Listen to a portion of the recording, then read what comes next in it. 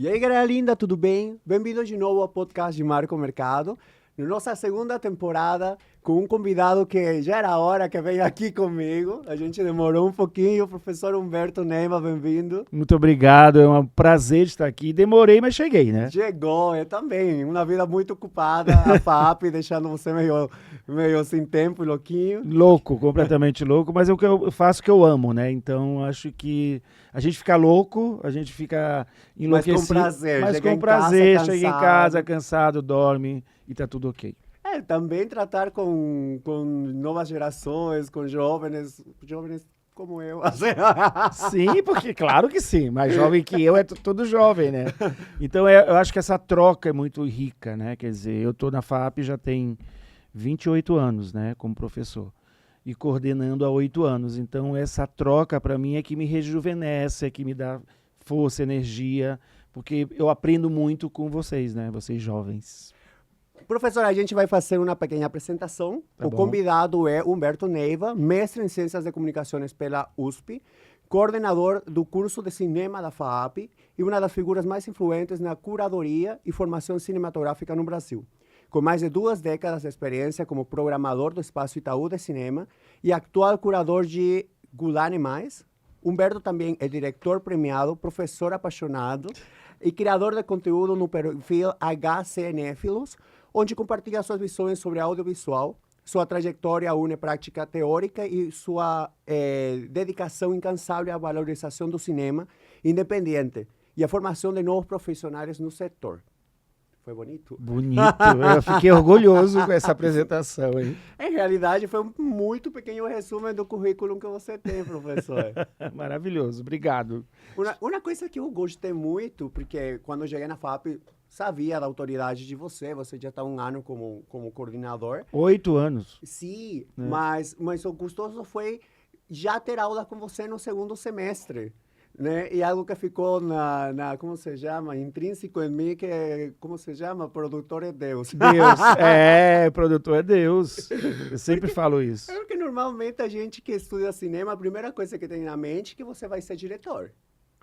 Sim, né? Quer dizer, você sabe que 90% das pessoas que fazem cinema, ou 95% ou 96%, querem ser diretores, né? Sim. Mas durante todo o decorrer da faculdade, durante o conhecimento do audiovisual, as pessoas começam a migrar para outras funções. Mas no primeiro momento eles querem. Quando eles descobrem, os alunos, que o produtor é o dono do filme, ou a produtora é dona do filme, eles começam a mudar um pouco essa visão de que o produtor é apenas aquela pessoa tarefeira. Não, o produtor é uma pessoa que né, que só faz ir atrás de comida, dinheiro. Não, o produtor é o dono, o produtor vai pensar artisticamente o filme, Sim. O produtor fala sobre o roteiro, o produtor discute com todas as áreas. Então, ele é aquele, sim, se ele vai em busca de orçamento, logicamente ele vai ter que, né, administrar esse orçamento. E para administrar o orçamento, a gente tem que entender de todas as áreas. Então, o produtor ele está ali na ponta do guarda-chuva.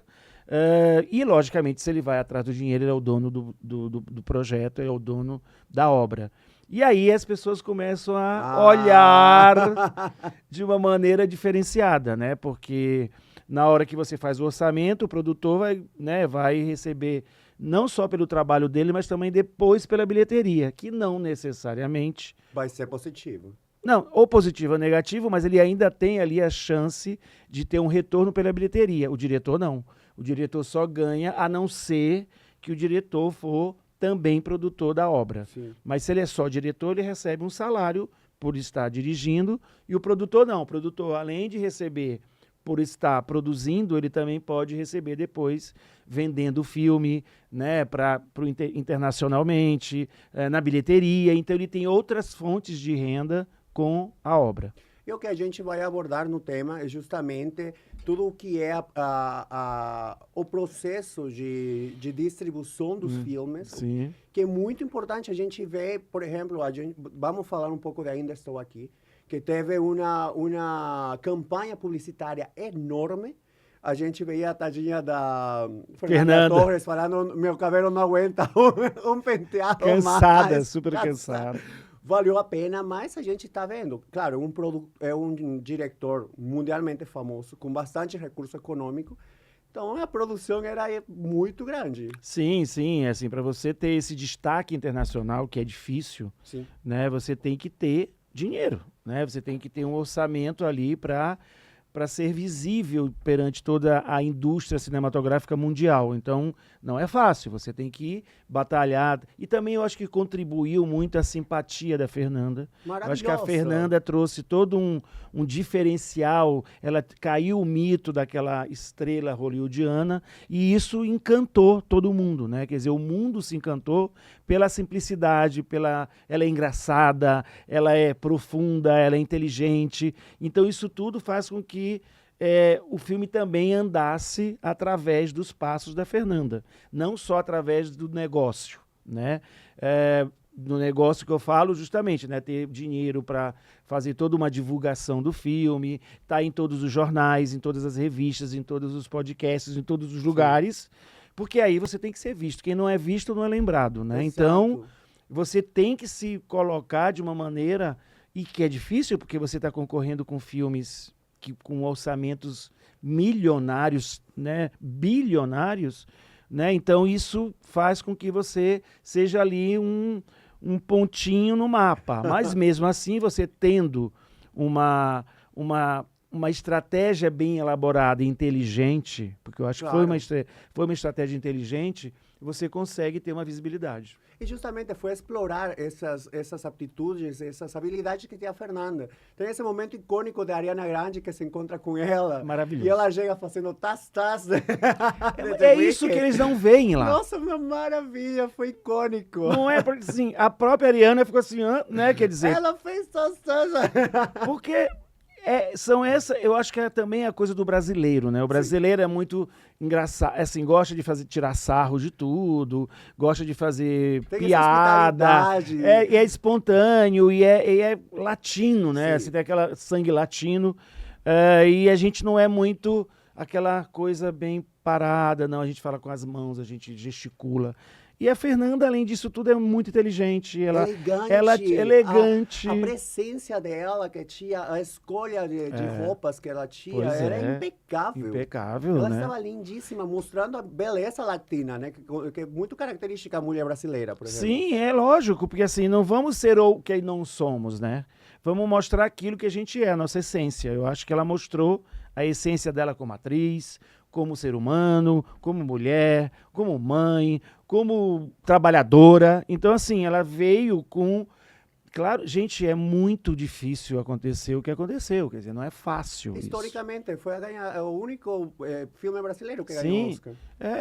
Mas já participou bastante, assim, já teve o Quatrilho lá, já teve Cidade de Deus lá, já teve vários filmes lá, né, desde a década de 60 com filmes icônicos também brasileiros, mas a gente sabe a dificuldade justamente de trazer todo um aparato de orçamento e de estratégia para você concorrer com grandes produções, né, hollywoodianas. Não é fácil. O orçamento de marketing, às vezes, inclusive, é maior que o que custou a produção do filme, não é? Quando você faz um orçamento por um filme, é claro que você não está necessariamente pensando ainda nele na distribuição. Também um pouco, mas você tem mais ou menos 20% do orçamento vai para marketing e promoções, né, e assessoria de imprensa. Mas você, nesse momento, você está pensando numa coisa menor. Não é assim... Que vai ter essa repercussão. Que vai ter essa repercussão. Você está ali ainda tentando lançar o filme no seu território. Né? Então, é mais inteligente. Você não vai apostar em grande se você não vai ver que perto de você, na tua casa, está... Inclusive, você mesmo falava, você tem que pensar em grandes cidades de Brasil, Rio...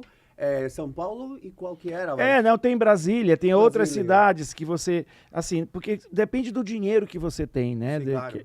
Que a gente chama do P&A, porque o P&A é um orçamento direcionado para lançar o filme. Então, quantas cópias eu vou fazer, quantos HDs eu vou ter que ter, quantos cartazes eu vou fazer, tem todo para eu não perder dinheiro, né?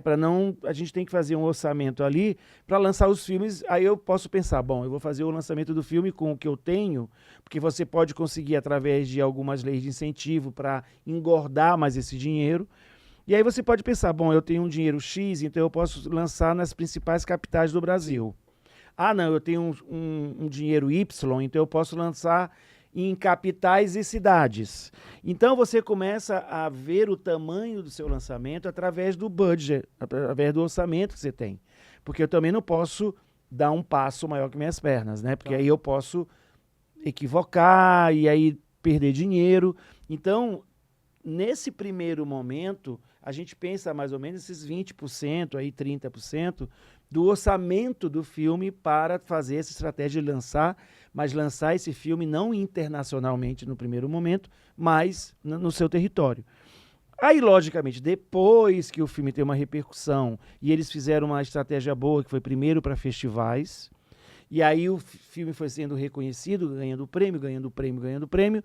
Então isso também já é uma visibilidade, já dá uma visibilidade para o filme. Nas redes sociais também já chega essa informação que foi bem aceito pelas críticas. Claro. E já dá aí um peso e um interesse das pessoas de ir lá publicar e também como se chama? Das TVs e tudo, de usar espaço também para divulgar o filme. Sim, porque você vai para o Festival de Veneza e ganha melhor roteiro.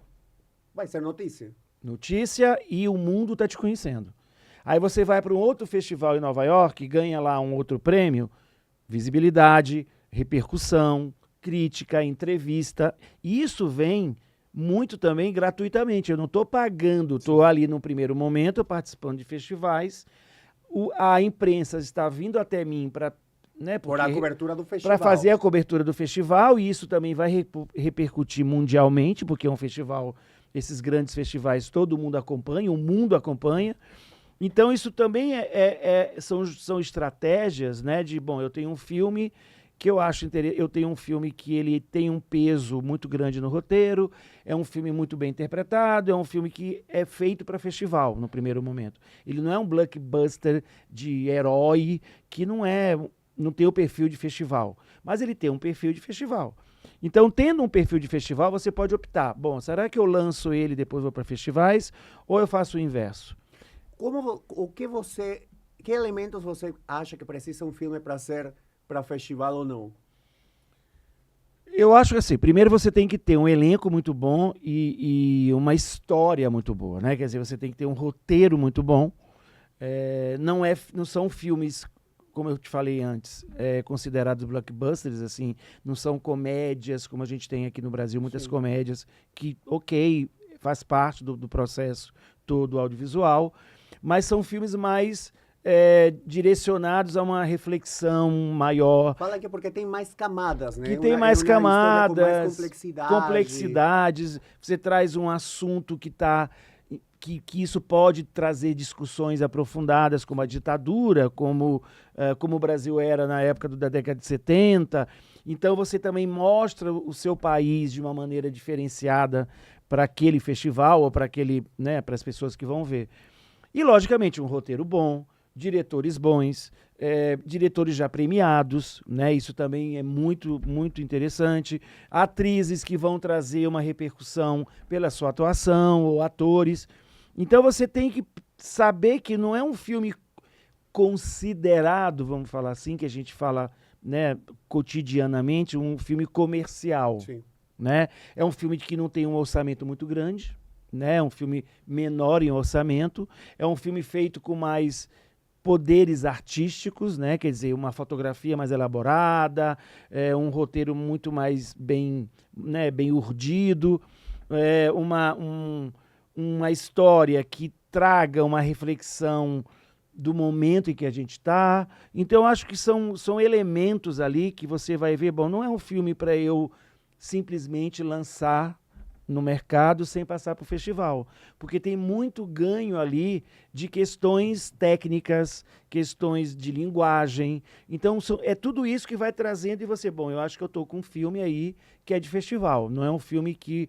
E aí, logicamente, a estratégia vai ser, vamos lançar nos festivais principais, tem que tomar um cuidado na escolha dos festivais. Porque... Isso eu iria falar, eu ouvi, não sei se foi contigo, mas é isso, você tem um filme, dependendo do filme, você tem que escolher inteligentemente que festivais apontar. Sim, porque, assim, cada festival tem um perfil. Sim. né? Então você tem que descobrir que perfil esse festival tem para saber se o seu filme corresponde a esse perfil. Sei lá, por exemplo, a gente pode pensar aqui no Brasil, tem Gramado, né, que é um grande festival em Gramado, e tem o de Brasília, que são os dois maiores festivais no Brasil. Festivais, não estou falando mostra, não é isso, é festival onde tem premiação. Então, esses dois grandes festivais, eles são diferentes. O de Gramado, ele é um festival onde ele traz um glamour maior, de filmes que são mais sofisticados no sentido de atores, atrizes, né? Então é um festival mais de tapete vermelho, vamos dizer assim. O de Brasília, ele é um festival mais crítico, um festival mais político, é um festival mais que traz um perfil mais questionador dos filmes. Então, você tem que pensar, né, assim, bom, e é interessante porque você está dentro da capital federal, então é interessante você estar ali discutindo coisas importantes para a capital, claro, né? Então, você tem que, como produtor do filme ou produtora do filme, você tem que ter esse feeling, né, para saber qual festival é o mais interessante para mim. Para mim, no caso, o meu filme. Né? Porque eu não posso ficar atirando para todos os lados, porque isso também enfraquece o filme. Então, pode trazer críticas negativas. Claro. Então, você tem que perceber. Bom, o que eles fizeram? Eles foram para Veneza, que era o que tinha. Então, eles iam para Cannes, mas não deu tempo de ficar... E já tinha outro filme brasileiro grande em Cannes.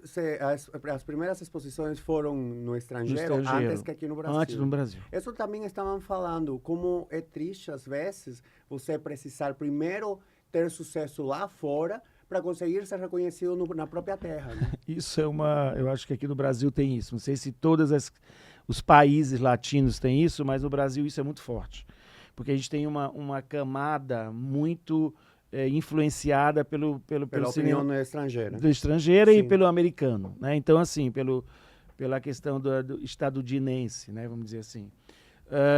E aí, eu acho que...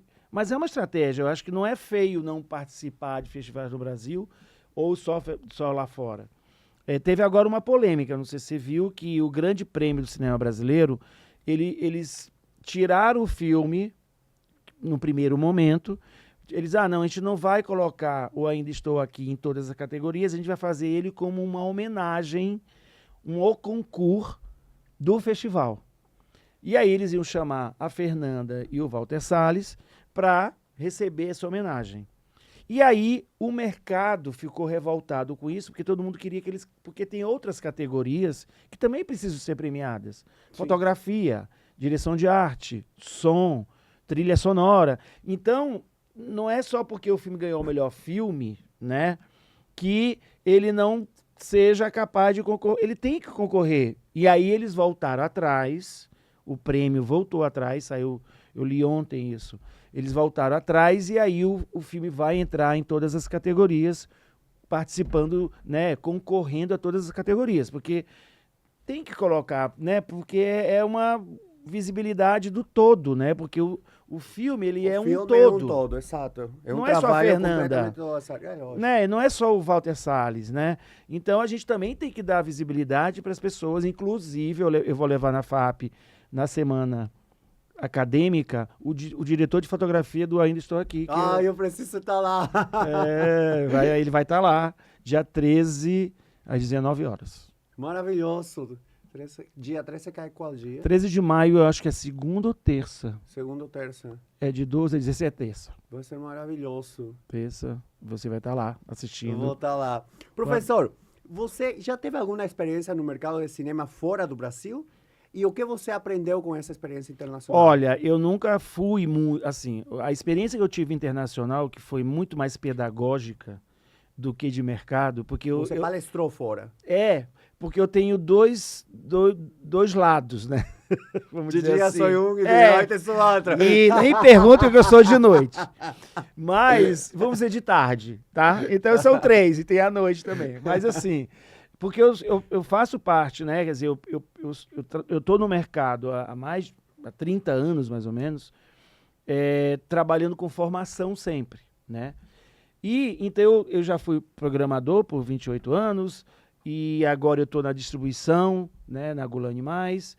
Então eu tenho esse lado no mercado trabalhando numa área que pouca gente trabalha, né, ou quer trabalhar ou conhece, porque às vezes não é porque não queira, é porque não conhece muito aprofunda. Por isso que eu tenho uma disciplina na FAAP, que é distribuição e exibição, que você vai ter lá no 8º semestre. Então, eu fui convidado para fazer uma mostra no Film Series Festival, de fazer uma mostra de curtas-metragens, que também é uma outra paixão que eu tenho, nesse festival de filmes brasileiros que pudessem trazer uma discussão social, de inclusão, etc, etc. E aí eu fui para Chicago e aí a gente fez eu fiz essa curadoria e aí fomos em torno de 10 faculdades, né, ali na Indiana, Chicago, ali nessas imediações ali, faculdades incríveis que eu fiquei apaixonado, e dei palestras sobre os filmes, né, porque eram filmes muito brasileiros também, e que a cultura brasileira é sempre muito bem vista nos outros países, né? Todo mundo quer saber o que acontece no Brasil, etc. E aí foi uma experiência incrível, porque eu fiz contatos maravilhosos com professores mexicanos, brasileiros também que estavam lá, americanos, e que trouxe essa experiência. Eu nunca tive uma experiência necessariamente... A minha experiência, por exemplo, na Gula Animais, agora, além de marcar os filmes, é vender internacionalmente os filmes. Sim. Né? Então, é uma maneira, não precisa necessariamente estar lá para a gente vender, mas a gente, de vez em quando, vai alguém em algum mercado de filmes nesses festivais. Em Cannes, quem sabe eu sou o próximo está lá. Né? Em Veneza, que são os grandes mercados, né, de venda e compra de filmes. Então, a minha experiência, num primeiro momento agora, foi muito mais de formação e de universitário acadêmico, mas de uma maneira muito inteligente desse festival, porque eles traziam várias discussões, né, de vários países. Então, foi maravilhoso. Você acha que quais são os maiores desafios para conseguir que esses filmes brasileiros sejam vistos lá fora? Às vezes falaram muito que o idioma atrapalha. Atrapalha. Muito, né? Porque assim, a gente não fala espanhol, né? E atualmente, se você viaja, é inglês ou espanhol. Quer dizer, todo mundo está aprendendo espanhol, porque, né, é uma língua onde muita gente, né, milhares de países falam. Sim. E o Brasil é único. Tem português de Portugal, mas é completamente diferente também, né? E assim, tem alguns outros que falam a língua portuguesa, né? Ali, né, alguns países da África. Muito grande na parte mas não tem uma. Então, a nossa língua já é ali uma coisa que faz uma parede, né? Quer dizer, é uma limitação.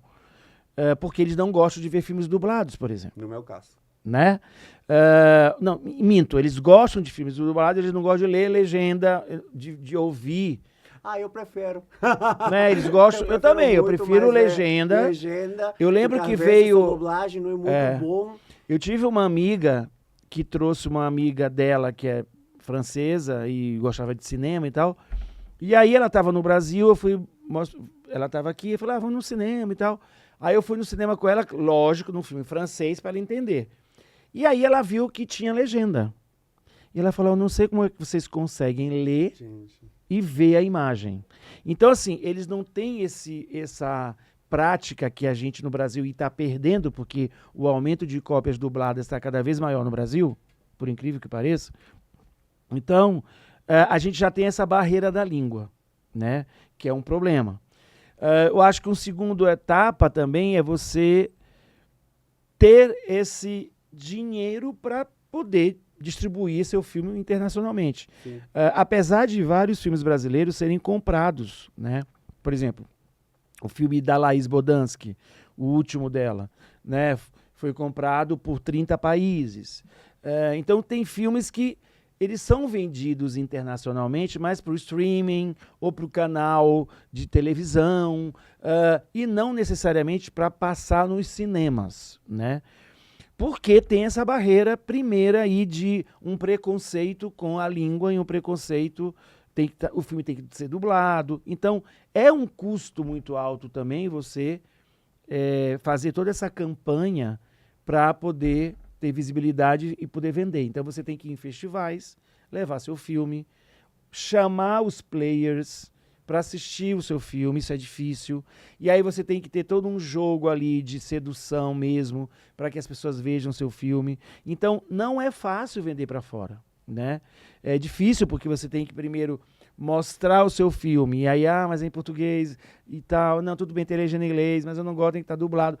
Entende? Quer dizer, é um monte de fatos, são vários fatores que fazem, não é pela qualidade, porque os filmes brasileiros são muito bons, quando eles vão em festivais eles ganham prêmios, né? Todos os festivais já premiaram o filme brasileiro, tava faltando só o Oscar, né? Então, é a dificuldade mesmo de você ter estrutura também, porque não é fácil você sair do Brasil, ir para outro país. Como é que você vai se manter se você não tem dentro desse orçamento um valor razoável para você ficar... Você não vai vender o filme em 1 dia, 2 dias. Você vai ficar vários dias lá. Tudo bem, você pode fazer todo esse trâmite sobre a internet, né, pela web e tudo mais. Mas nos mercados, todo mundo quer se ver, né? É bom você negociar olhando a pessoa. Para concretizar, você vai precisar estar fisicamente. Claro, fisicamente, porque não dá para você fazer um grande negócio pela internet, porque você pode ser ludibriado, você pode ser enganado, né? Então tem todo esse um golpe. Então não é fácil, assim. Tem que ter estrutura, tem que ter orçamento, tem que ter disponibilidade, tem que ter tempo. Você entrando em inteligência artificial para fazer a dublagem, você acha que melhoraria essa barreira se fosse usado? Eu tenho cá minhas dúvidas, assim, não sei. Porque, assim, eu acho que a inteligência artificial ela pode ajudar bastante, muita coisa. Pode prejudicar muito. Pode, porque não tem um ser humano atrás ali, sabe? Eu acho que a emoção...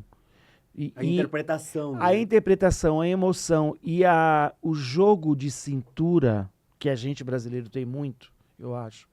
Uma inteligência artificial não necessariamente vai ter, porque tem que ser coisas que são imediatas. Não precisa de que você fazer todo um programa para aquele computador, para aquela inteligência. Tem coisas que é agora, é aqui e agora. Como é que ela vai se virar no aqui e agora? Se ela tem todo um formato, né, que tem que ser obedecido, e ela tá lá naquela formatação.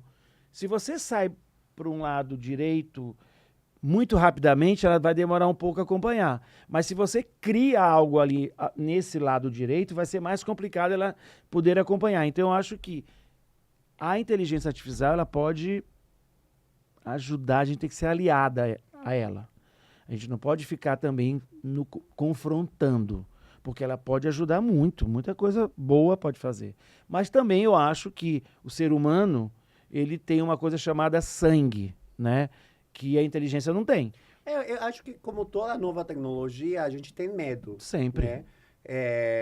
Fotografia apareceu, era tchau a pintura, mas não foi assim. Sim. Eu acho que, como você falou, é simplesmente utilizar essa ferramenta como aliada. E nos atualizar para conseguir usá-la a nosso favor. E é muito louco, porque tem que ser muito rápido, né?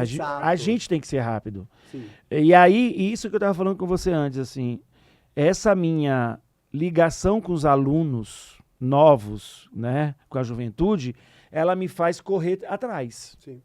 Senão eu fico para trás. Senão eu vou ficar lá atrás e aí a coisa pode ficar mais complexa, né? Como você enxerga o papel da distribuição e exibição dentro de um processo maior de levar um filme ao público? E em que medida é uma boa estratégia de distribuição poder potencializar o alcance ou impacto de uma produção cinematográfica? Olha só, toda vez que eu dou aula, eu falo assim para os alunos, para quem você está escrevendo essa história? Interessante pergunta. Né? Então, assim, o roteiro, ele tem que ser universal. Ele pode ser feito aqui no Brasil, ele pode ser feito na China, ele pode ser feito nos Estados Unidos, ele pode ser feito no Cazaquistão, mas ele tem que ter ali algo que seja universal e que você se identifique. Acabamos de avançar em cinema latino-americano e a gente leu um texto de transnacionalidade do cinema. Muito interessante, justamente, a gente viu alguns filmes, por exemplo, Roma. Uhum. É um filme mexicano produzido pela Netflix e é um filme que fala do México em 1970, acho que era, de uma empregada, uma Uhum. funcionária que trabalha para uma pessoa, uma família de classe média Sim, alta. sim. E justamente, apesar de que ele toca problemas políticos muito mexicanos que eu, pelo menos, não tinha conhecimento, você vê uma universalidade Isso. do tema. E muitas das coisas que passava aí, que o gostoso desse filme é que ele não retrata de um jeito, como vou falar, tipo, essa pessoa é a bonzinha, o herói, e essa pessoa é a desgraçada e a maldita. É tão humano que muitas coisas me Quer dizer, nós remeteram... somos quando, assim. exato, quando eu era criança, como minha Sim. avó tratava sua funcionária, que na época era... Minha avó era maravilhosa, só que agora seria escravagista, entendeu? Que é diferente de um filme, por exemplo, de super-herói. Exato. Assim, o brasileiro ou milhares de países não tem essa cultura, né, de a gente não se identifica com aquele filme. No momento que eu não me identifico com o filme, ele não me toca. Exato. E eu acho que a obra artística, seja ela qual for, ela tem que me tocar e tem que me transformar. Se ela não me transforma, se ela só assisto com... Eu não estou falando que eu não assisto, eu assisto comendo pipoca, mas eu saio dali e já esqueço. Exato, Beleza. vai ser esquecível. Quero um filme que não me dê trabalho, vamos dizer assim. O que acontece? Aí, às vezes, Claro. eu tô muito cansado, com dor de cabeça, e eu falo, não quero pensar. Não é? Eu Não é? A gente boto. tá. Deixa eu botar uma coisa qualquer. É. Vamos botar uma novela, vamos botar qualquer coisa. Beleza. Agora, no momento que você quer atingir o seu filme internacionalmente, assim, né? Quer dizer, trazer uma discussão que é humana. Humano está em todos os lugares, né? Quer dizer, não é uma.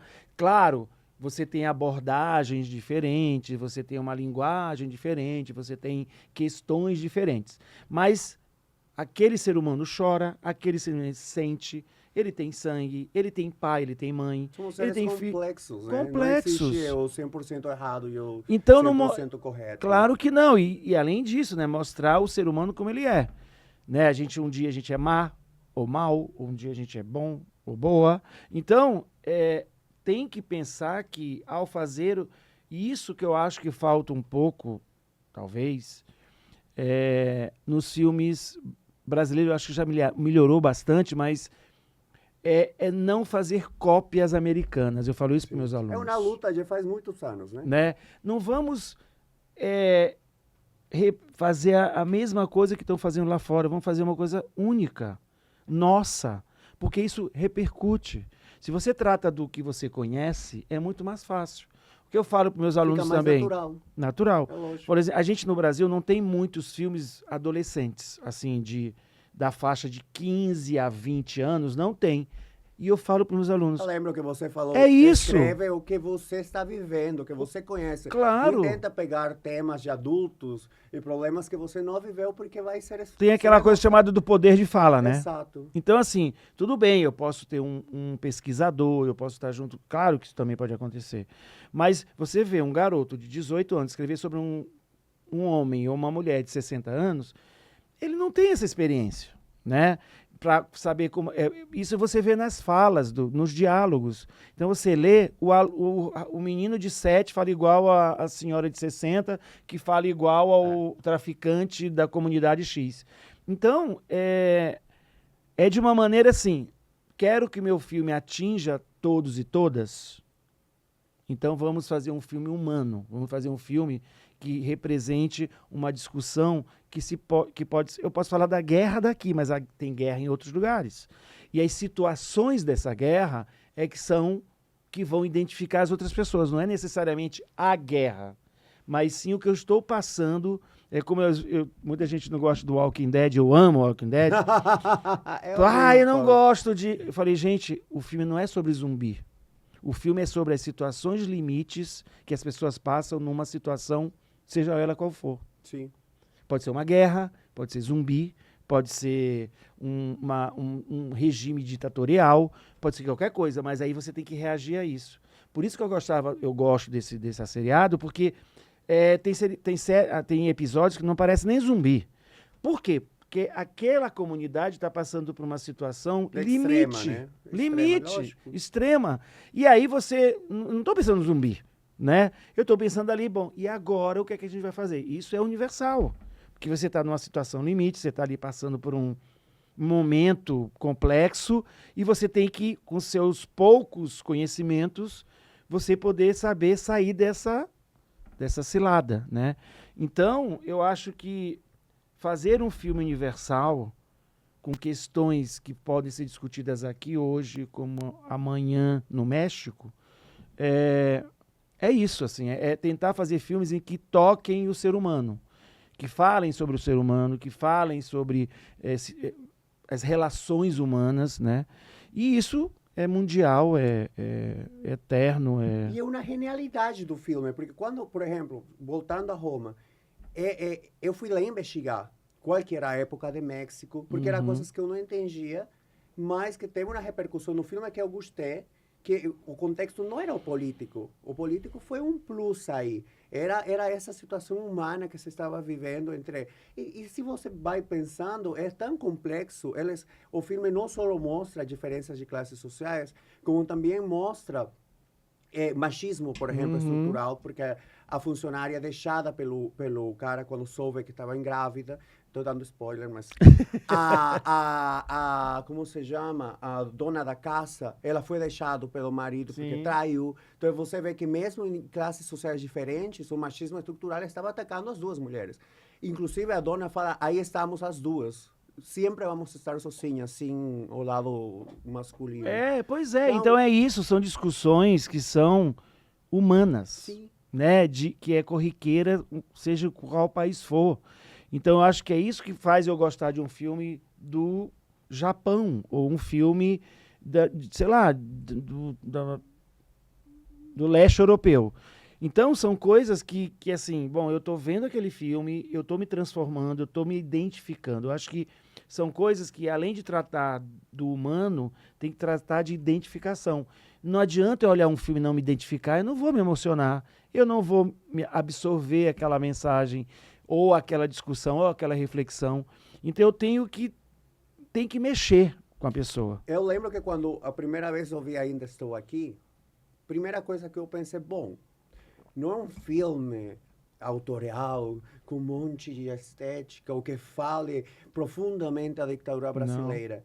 Eu vi aí uma mulher, mãe de filhos, que ficou sem o apoio do marido, que estava com todo esse peso por cima. A atuação dela, que eu vi uma entrevista que ela falou, eu aprendi o poder da contenção, porque ela se contia, ela guardava seu sentimento para não mostrar esse desespero, transmitir esse desespero para sua família. Para os filhos, né? Eu quase chorei quando veio a Fernanda Montenegro com Alzheimer. Genial. Foram 5 segundos ou 10 segundos de genialidade, porque só você vê que ela volta à lucidez com pequenos músculos do olhar dela. Então é um filme que... eu soube da ditadura brasileira na FAAP, entendeu? Pois um pouquinho mais aprofundado. Mas qualquer pessoa se sentiria tocado. E eu falei, esse filme foi feito para ganhar prêmio no estrangeiro, porque justamente tem essa universalidade. Tem, assim, você está discutindo ali um problema familiar. Exato. Ponto. Em volta está toda a estrutura da ditadura. Sim. Né? E você vê o que acontece com um regime, né? Um regime ditatorial, e o que você pode acabar, porque se ela não tivesse uma estrutura, aquela família ia se dissolver. Eu fico até arrepiado. Porque você parte para um outro universo ali de negação, entre aspas, do que está acontecendo lá fora para você poder proteger a sua família.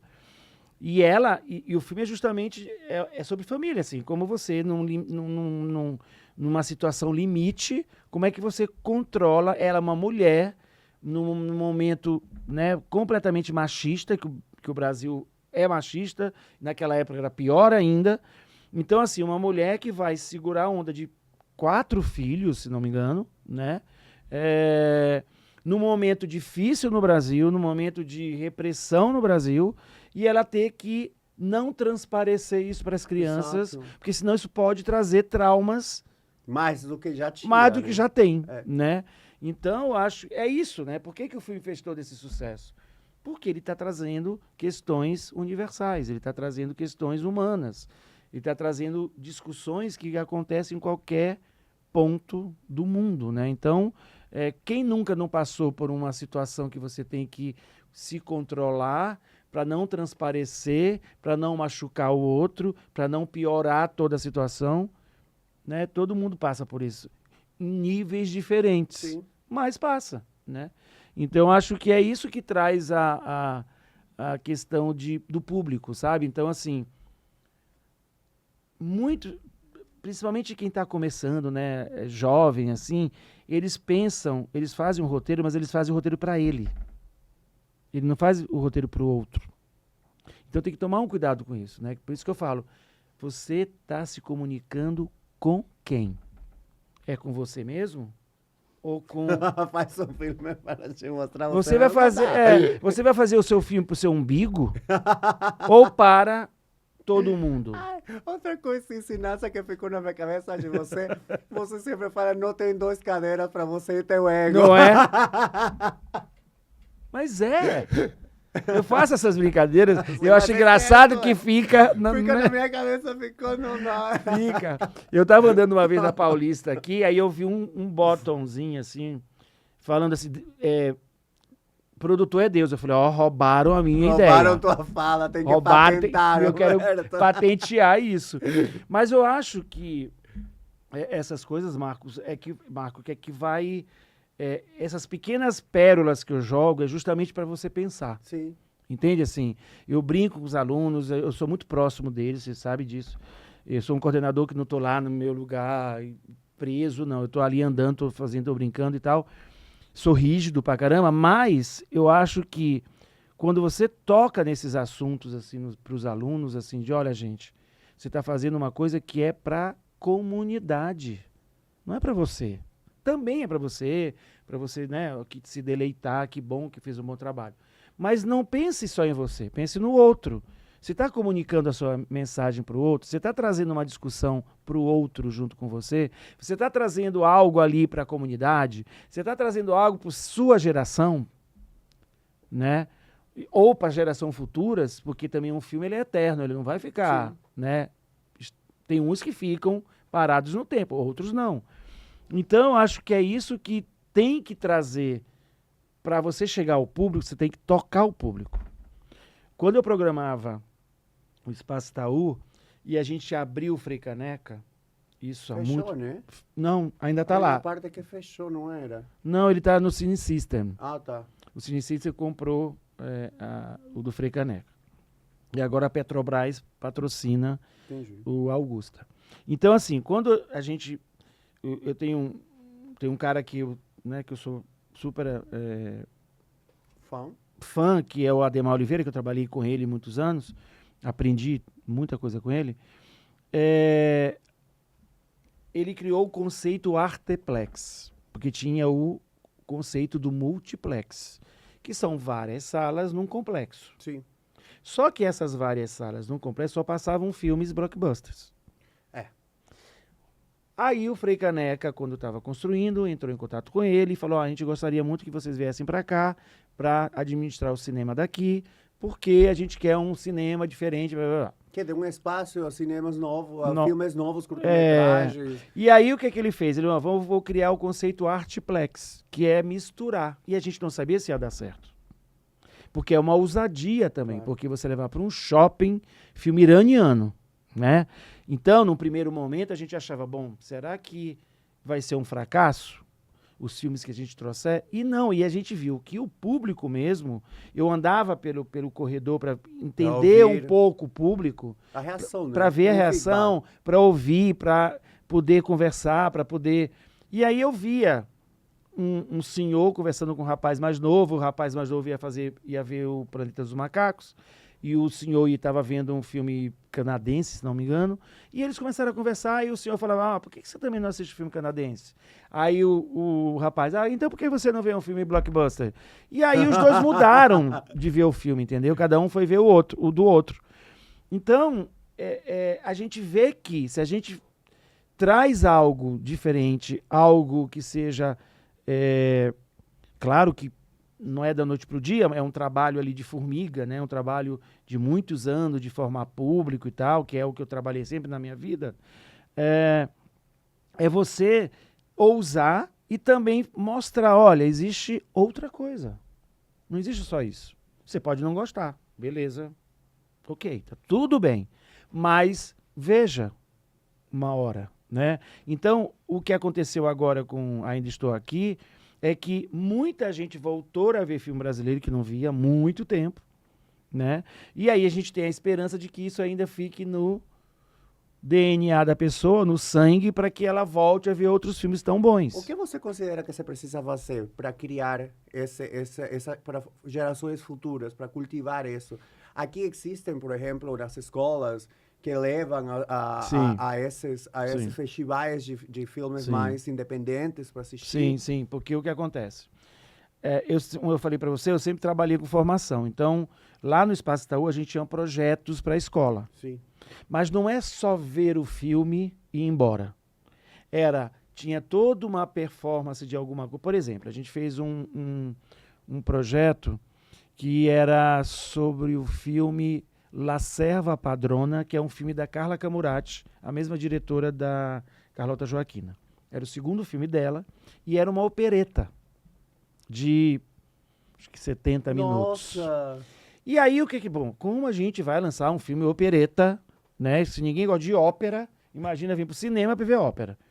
Então a gente fez um trabalho escolar com a Patrícia Durães, que é que coordena todo o projeto escola lá também, que era, a gente levou um tenor, e aí as escolas chegavam, ficavam no hall, ele descia a escada cantando, ao vivo. Ao vivo, cantando, e aí parava, ele cantava, e depois ele ia explicar para as crianças quais eram as vozes da ópera. Barítono, contralto, né?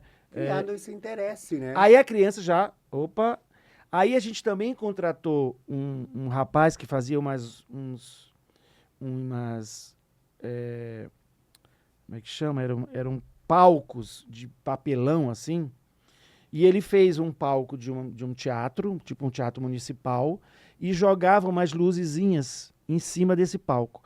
E aí ele ia explicando, quando a luz está mais quente, a cena é mais assim. Quando a luz fica mais amarelada... Uma narrativa? Linguagem. Que legal. Aí a criança fica, Então, se você colocasse essas crianças dentro do filme, sem uma preparação... Não iriam gostar de jeito nenhum. Aconteceu, posso contar um fato hoje? Que aconteceu, que fiquei super feliz. Eu levei uma turma para ver a exposição do Andy Warhol.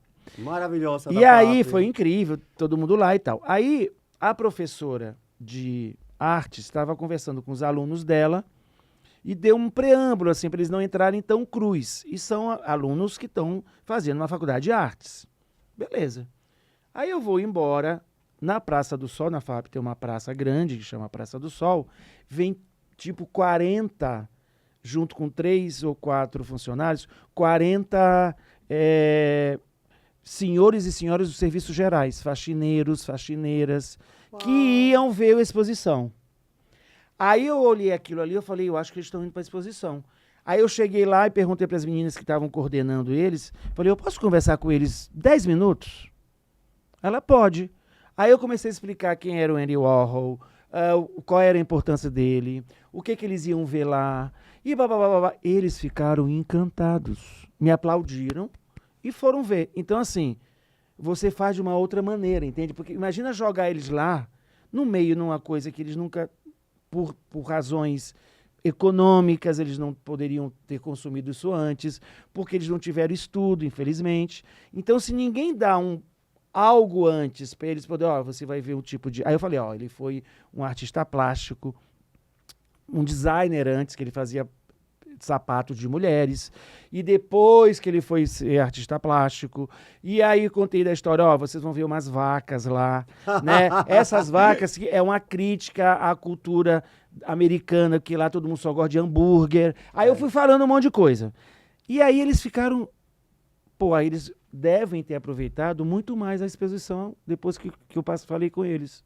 Porque eu falei assim, eu tenho necessidade de falar com eles. Eu tenho que falar isso para eles, senão eles vão entrar, sair e vão achar o tudo, não me tocou. É a exposição maior que tem fora dos Maior. Estados Unidos, né? Maior. Que está acontecendo agora na FAAP. Eles já vieram algumas obras deles aqui, mas poucas. Agora é completa. Completa desde antes dele ser artista plástico, quando era designer, até a construção do ateliê dele, né? Que é Tem uma projeção de vídeo de um casal homossexual se beijando. Eu fiquei uns minutos gravado porque foi muito lindo. Porque e tem uma exposição queer. Eu botei no meu Insta, eu fiz um videozinho de Polaroids, que são cenas queer em Polaroid. É maravilhoso. É maravilhoso. Não sei se você já foi, mas tem a gente foi na aula do professor Renan. Então é isso que eu estou te falando. Sim, no momento que eu encontrei aqueles senhores e senhoras, a maioria eram senhores e senhoras, sem nenhum tipo de instrução mais aprofundada, eu acho que é se comunicar. Então é a mesma coisa de fazer um roteiro.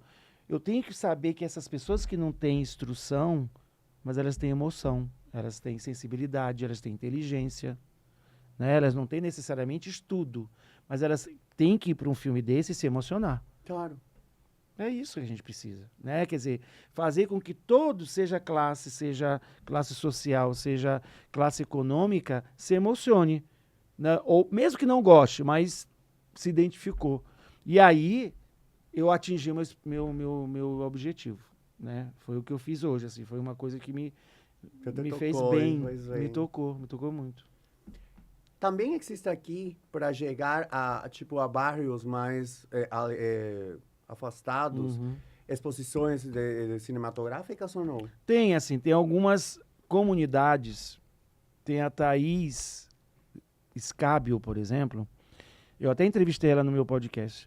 Ela tem todo um trabalho com a comunidade, ela é de uma comunidade e ela tem um trabalho audiovisual nessa comunidade.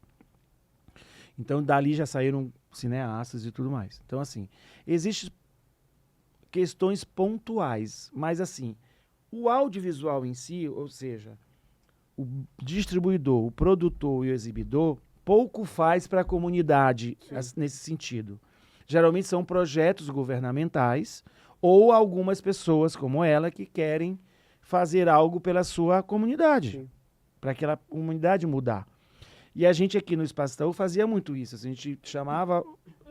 eu fiz um projeto também chamado Cinema Itinerante, que era levar o cinema brasileiro, só cinema brasileiro, para escolas municipais, né, das cidades lá. Então, eu ia em contato com a delegacia de ensino, a delegacia de ensino dava os ônibus das escolas da periferia, aí o ônibus pegava, levava para o cinema, para ir lá, aí eu fazia um monte de macaquice lá e tal, para os alunos, aí tinha também lanche, e aí eles viam um filme. Então eu vi meninos chorando, porque era a primeira vez que ele viu uma tela grande, e eu chorava junto, né? Então... Porque temos que considerar que ir até o cinema é um custo, mas ainda assim uma família, porque às vezes você fala, são 30, 40 reais. Mas aí se você pai, mãe, mais filhos, já dá um dinheiro. E são luxos que às vezes a pessoa não consegue. Não, e pode sair dali um cineasta. Por isso, a gente não pode falar, porque a indústria brasileira não cresce, se você não vai vendo. É um trabalho de formiguinha, como você falou. A gente não pode ficar se lamentando se não existem políticas para poder fomentar esse público para assistir aos filmes. Mas a briga nossa do audiovisual é justamente isso, com o poder público. É assim, pensem mais abertamente. Quer dizer, não vamos ficar sempre proporcionando para os mesmos leis de incentivo. Tem que ampliar isso. E eu acho que esse governo atual ele é um pouco mais aberto mesmo, então ele tem algumas ações, né, que eles ampliam um pouco mais. Quando, por exemplo, eu já participei de vários editais como, né, avaliador. E aí sempre chegava e falava, gente, a gente não pode só contemplar Rio e São Paulo. Sim. Né? Ou brancos, cis e tal. Então, tem todo agora alguns editais, eles têm essa preocupação de ampliar o público e ampliar quem está fazendo também, né? Ter algumas questões em cima do gênero, de raça, enfim, de tudo, porque o cinema indígena, por exemplo, é forte, né, dentro da sua dificuldade, né? Então você tem diretores indígenas. Então, por que você também não dá oportunidade, né? Então, eu acho que e o Brasil é tão plural, né? O Brasil é um continente, né? Isso aqui.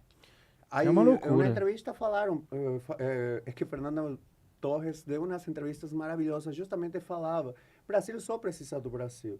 Se o Brasil conseguisse, em verdade, apoiar o seu artista, nem precisasse sair para fora.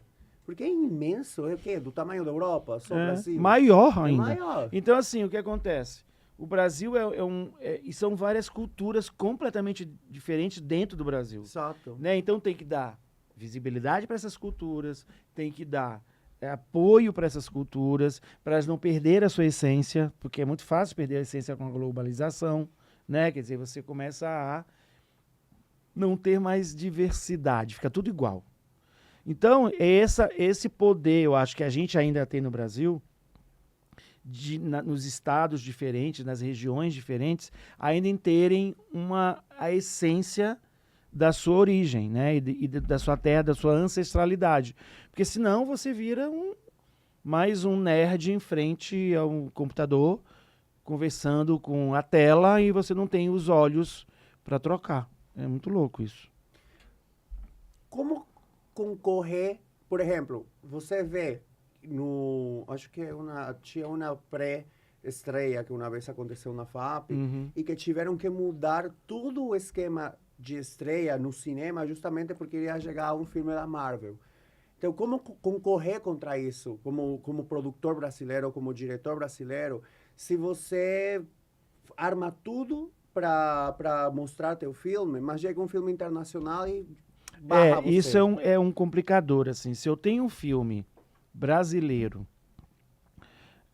blockbuster brasileiro, né? Comédias, filmes de grande orçamento, filmes como Cidade de Deus, ou filmes assim grandes, é mais difícil eu mudar de data caso haja... Porque assim, quem programa, né, salas de cinema, ele tem já o calendário do ano inteiro. Sim.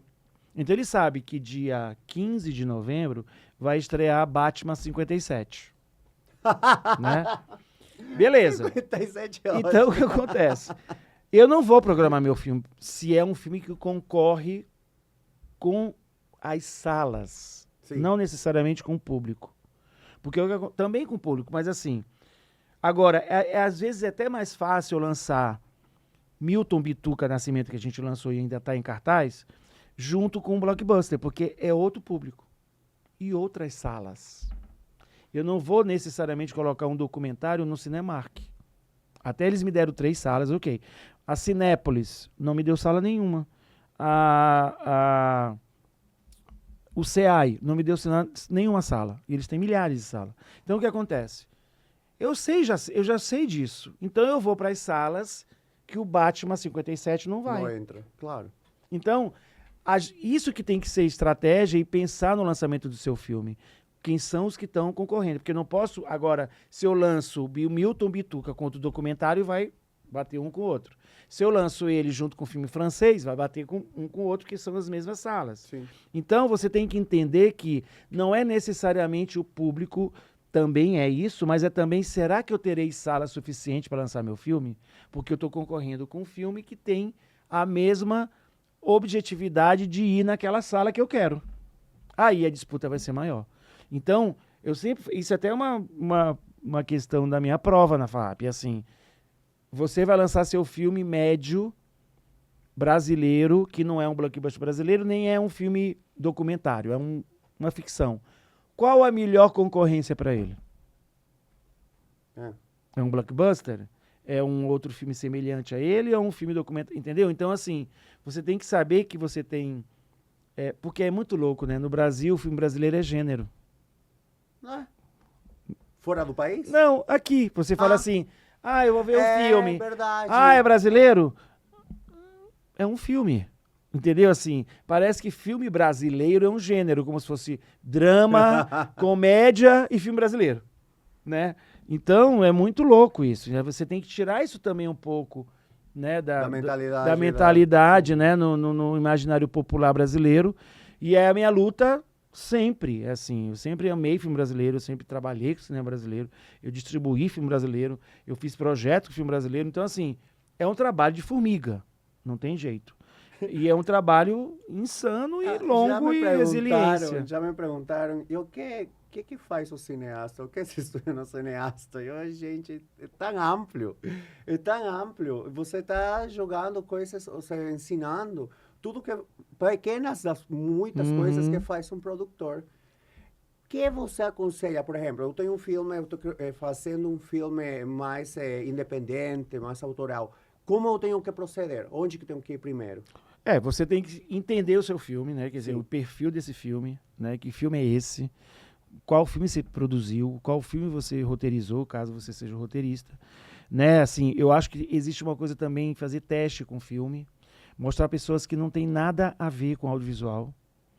Eu acho interessante você... Para saber qual é a reação. De um economista, de um médico, de um... sei lá, um capoeirista, uma empregada doméstica, seja lá o que for.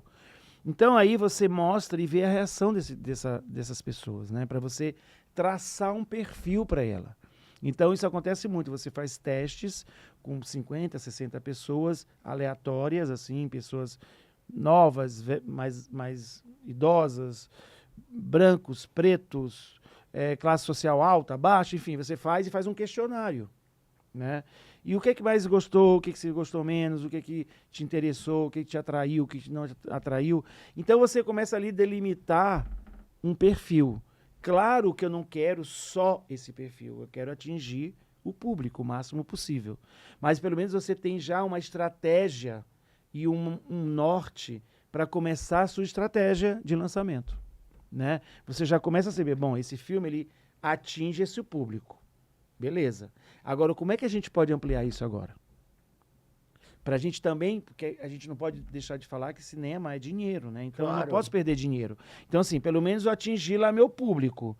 Mas eu também quero ampliar esse público. Eu não quero ficar só nele, porque senão fica filme de nicho, né? Então, não, eu quero fazer com que esse filme... Bom, agora eu já sei qual é mais ou menos o perfil, a idade e tal... Então, a gente agora vai, logicamente, centrar fogo aí, mas pensando também em possibilidades outras para conquistar maior número de público, né? Como cinema é o tempo inteiro assim, e não tem fórmula. Não tem fórmula. Depende de cada filme. Depende de cada filme. Não adianta você pode ter um Brad Pitt, uma Angelina Jolie no filme e ser um fracasso. Você pode ter... Lady Gaga e Coringa 2 foi horrível. Você viu aquilo, né? Lastimosamente. Vi Branca de Neves também, que quase morro, porque as críticas estão malas. Tinha que ver. Exato. Tem que ver. Então você entende? Quer dizer, você imagina a Disney, o poder da Disney. Sabe que a estratégia deles foi fazer o quê? Eles sabiam que eles estavam com uma obra, um produto ali, que não era tão bom. Eles não fizeram pré-estreia. Porque se eles fizessem pré-estreia... iriam perder mais. Todo mundo ia malhar e aí a galera já não ia. Agora, não fazendo pré-estreia, todo mundo vai ver. Aí a massa já foi ver. E aí eles não perdem dinheiro. Até perderam, porque o filme poderia dar mais. Mas eles não perdem tanto, né? Eles não já sabem. Isso é uma estratégia de grandes distribuidoras, assim... A Warner, a Paramount, a Sony, eles não são bobos, eles sabem assim, esse filme não está dando certo, porque eles fizeram vários testes, ninguém gostou muito, e bom, então vamos ter estratégias, a gente vai ter que lançar, porque senão a gente não pode não lançar. Então o que a gente faz? Não vamos fazer algumas coisas que a gente sempre faz. Pré-estreia, sessões para convidados, sessões para jornalistas. Não, vamos lançar. Pega influencer, qualquer um que não tenha noção de que não tenha noção de nada. Paga um pouquinho aí. Entende? Então, assim, eles têm que lançar no mercado porque eles gastaram milhões de dólares. Então, mas aí a estratégia é outra. Então, eu acho que é isso, assim, você tem que saber que filme você tem na mão, que perfil ele tem, que tamanho ele é. Quando eu falo tamanho, é o tamanho de poder de comercialização. Será que eu vou lançar ele em todas as capitais? Ou eu vou esperar um pouco, ver a repercussão e aí aumentar? Você iria primeiro para festivais e depois para... Sim, filmes menores, dependendo, claro, sabendo que tem um filme bom, um filme com elenco bom, com uma história boa. Já pode ir direto para... Vamos para festivais para ver o que vai acontecer? Sim. Né? E aí, logicamente, cada festival que ganha é uma repercussão. Quando você lançar na sua cidade ou no seu país, você tem toda uma gama de crítica, de matérias, né, em jornais, em revistas, na web, em Instagram, seja lá o que for. Então, isso tudo vai encorpar o lançamento dele. Então, olha, eu estou lançando um filme que ganhou vários festivais. Eu estou lançando um filme que já teve uma repercussão internacional. Então, fica uma coisa de respeito também, né? E aí, logicamente, o público seduz, né? Fica seduzido, né? Para ver um filme que tem uma qualidade porque ganhou um prêmio. Porque parece que só tem qualidade quem ganha prêmio. Né? Então você tem estratégias. Tem filme que não vão levar para festival porque ele não vai ganhar nada. O poder dele é comercial. O poder dele é o grande público. O poder dele é de chegar ao público, né, com essas questões maiores de é um filme de herói, é um filme que traz discussões mais intergaláctica, sei lá o quê, que tem público para isso. Então é isso, eu não vou levar para festival um filme desse que não é premiação, é um festival, é um festival que vem dentro de um projeto maior, de um projeto de reflexão, de um projeto de, né, quer dizer, todos os festivais eles querem trazer ali filmes que tragam algo diferente, né? Quando você ganha ou consegue uma sala de exibição, quanto tempo você precisa... Qual é o ficar tempo em mínimo cartaz? exato? Porque depende da quantidade de público que você atinge para prolongar isso. Mas qual que é o mínimo que você está... Depende de cada sala. Depende de cada sala. Porque o que acontece? Cada sala de cinema, eu não estou falando complexo. Sim. Sala. Cada sala tem uma média semanal. Então eu tenho que atingir aquela média de público, que isso é calculado com o ano anterior. Então você pega lá, 2024. Essa sala fez tantos espectadores no ano. A sala. Claro. Então essa sala tem tantos, fez, sei lá, fez tantos espectadores. Aí você vai dividindo pelo número de poltronas, dividindo o número de semanas, e aí você chega numa média. Então ela fez por semana tanto. Quer dizer que, por exemplo, a sala que vai ser... vai estar o filme brasileiro com a que está, sei lá, Batman 25, tem o mesmo, como se chama? Depende. A mesma exigência? Todos os filmes têm a mesma... Sim, todos os filmes eles vão acompanhar, seja documentário, seja independente, seja grande, seja pequeno, ele vai obedecer às regras da exibição, que é a média da sala. Por isso que, às vezes, você vai ver um filme, estreou na sala 1. Ele não fez a média da 1, mas ele fez a média da 3. Aí ele passa para 3. É por isso que a gente vê que, dependendo do tempo da exposição, os filmes vai mudando de sala. Diminui o número de sessão. Claro. Porque aí você vê, bom, olha, ele foi bem na sessão das 20 horas, mas na sessão das 14 não está indo bem. Então eu vou botar outro filme às 14. Por público também, o tipo de público. Né? Então você tem que estudar o tempo inteiro. Não é assim, porque tem questões ali muito fortes para eu poder discutir com o exibidor. Eu sou distribuidor, estou colocando no seu cinema. Você tem que provar para mim, por A mais B, que o teu filme não está fazendo público. Porque a gente tem o borderô, que é o relatório da bilheteria. Então você acompanha quanto de público fez, quanto fez de renda, né? Isso não é escondido. E aí você vê, bom, olha, o meu filme não atingiu a sua média da sala 1, mas eu quero ir para 5. Que ali tá bem. Então aí você discute e aí o filme vai ficando ou vai saindo de cartaz, que não deu mesmo, às vezes, vai embora. Aí o produtor tem que ter essa capacidade de negociação e de fala incrível. Não é nem o produtor, é o distribuidor. distribuidor. Porque, na realidade, quem representa o produtor é o distribuidor, porque ele tem uma distribuidora. Sim.